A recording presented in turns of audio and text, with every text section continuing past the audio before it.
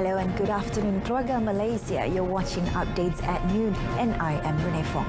Making the headlines today, MOF malls tabling fiscal responsibility bill at Parliament.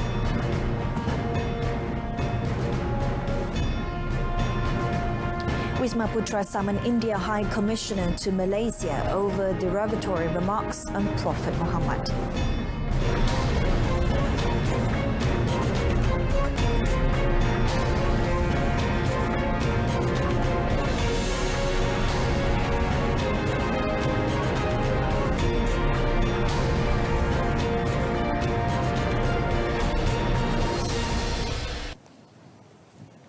The Finance Ministry MOF is looking to table the fiscal responsibility bill at the next Parliament session scheduled to begin on 18th July. Finance Minister Tengku Datuk Sri Zafrul Tengku Abdul Aziz said the bill includes efforts to broaden the country's tax base, including taxing the shadow economy, as well as improve tax compliance and administration towards helping boost tax collection. In his keynote address at the virtual Malaysian Institute of Accountants MIA International Accountants Conference 2022, today the minister said this is crucial to replenish the nation's coffers to support our developmental and longer-term reform agenda. On the government's efforts to support the nation's environmental, social and governance ESG aspirations towards achieving climate and socio-economic resilience, Tengku Datuk Sri Zafrul said 3 main strategies have been prioritised to drive sustainable nation building. He said, firstly, it is to strengthen sustainability-related financing, which complements the United Nations UN Sustainable Development Goals, SDGs, by coordinating initiatives and programs inculcating the elements of ESG. The next step is to develop the capacity of small and medium enterprises, SMEs, as one of the key building blocks to achieve Malaysia's ESG aspirations and net zero carbon goal by 2050.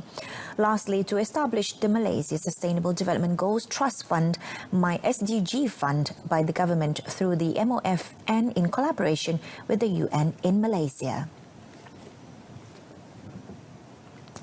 Malaysia has unreservedly condemned the derogatory remarks by politicians in India against Prophet Muhammad.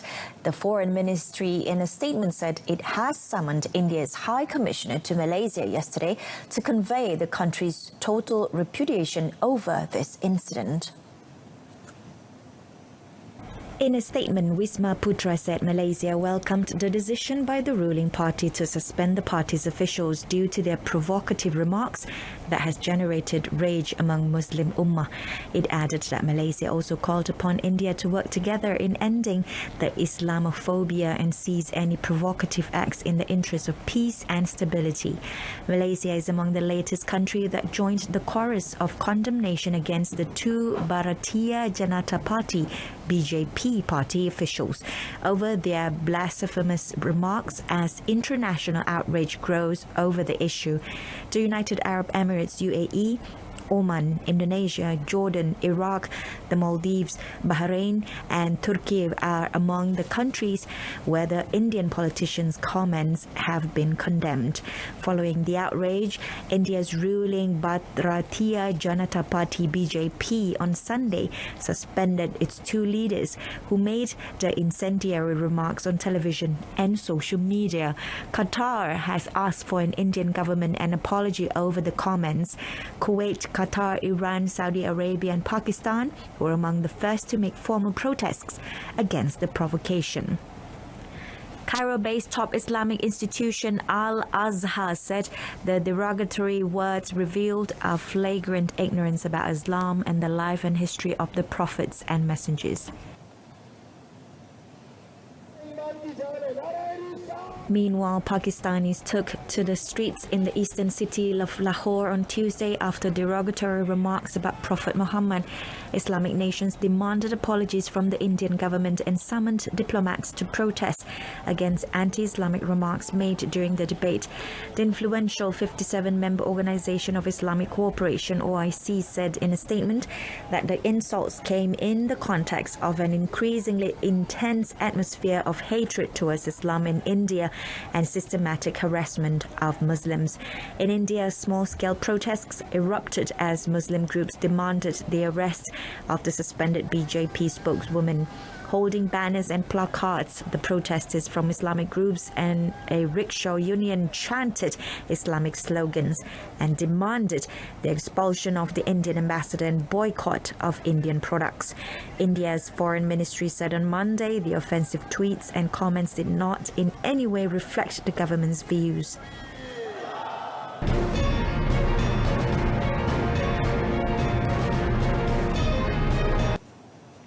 Ahead of the Asian Cup Group E qualifier matches between Bahrain against Bangladesh and Turkmenistan against Malaysia, police will step up the security measures at the Bukit Jalil National Stadium as entry will only be given for fully vaccinated fans.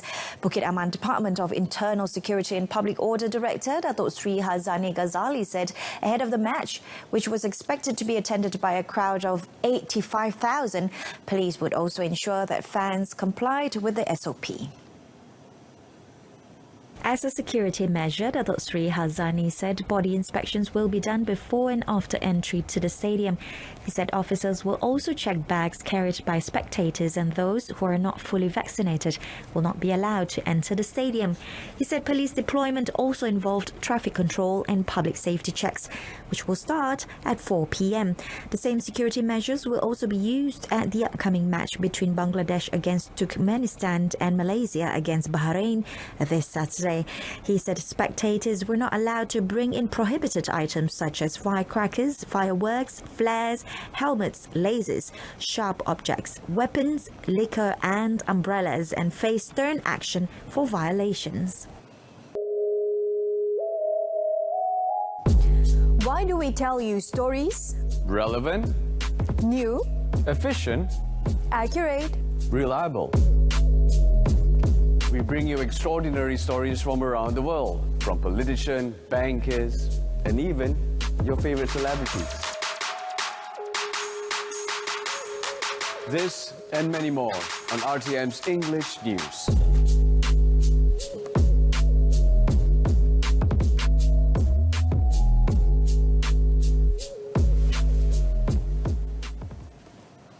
And with that, we reach the end of today's updates at noon. A reminder of our headline for today: Finance Ministry is looking to table fiscal responsibility bill at Parliament session. Do catch us again at 10 p.m. on Saluran Berita RTM for more news update. Or you can also stream it online on RTM Click's website and mobile app. Till then, Keluarga Malaysia, I'm Renee Fong. Thanks for watching and have a pleasant afternoon.